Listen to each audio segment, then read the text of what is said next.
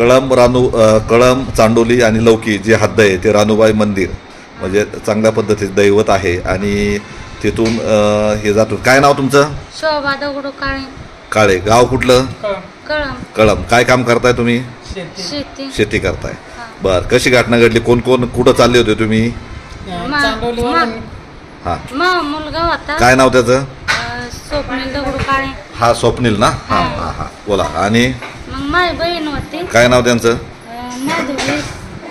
हा माधुरी काळे. हा काळे. हा बोला. मग काय झालं पुढं? हा टेबल सीट चालली होती मोटरसायकलीवर. तो मोटरसायकल चालवित होता.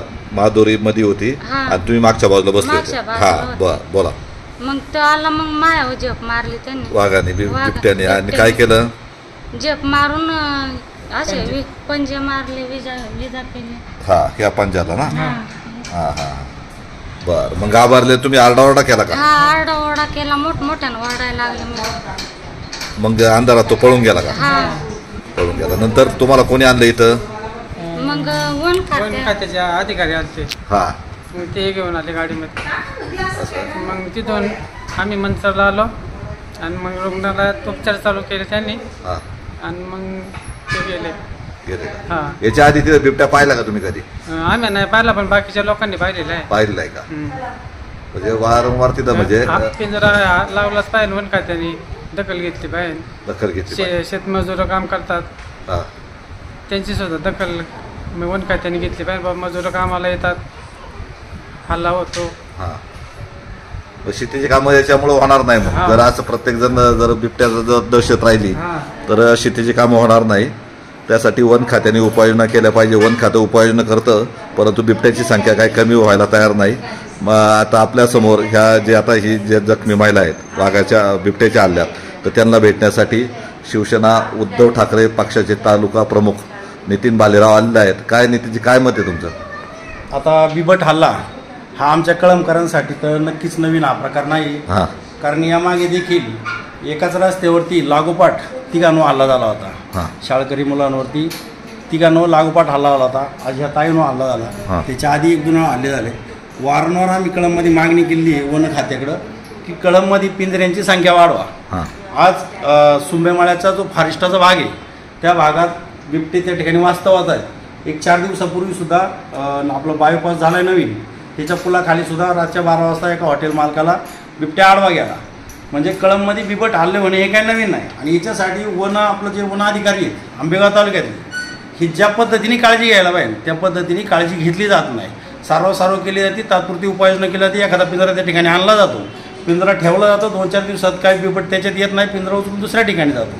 आपण पिंजऱ्याची मागणी केली. या ठिकाणी पिंजरा आहे त्या ठिकाणी पिंजरा आहे. पिंजऱ्यांची वन विभागाने आंबेगाव तालुक्यात आणि विशेष करून कळंब गावात त्या ठिकाणी पिंजऱ्यांची संख्या वाढली पाहिजे. आणि पकडलेल्या बिबट्यांचा कुठंतरी चांगल्या ठिकाणी त्याचा कायमचा बंदोबस्त केला पाहिजे जेणेकरून तो बिबट पुन्हा आमच्या भागात आला नाही पाहिजे. परंतु इकडून उचलला तिकडे टाकला आणि तिकडला उचलून इकडे ठेवला तर ही समस्या कधीच न संपणारी आहे.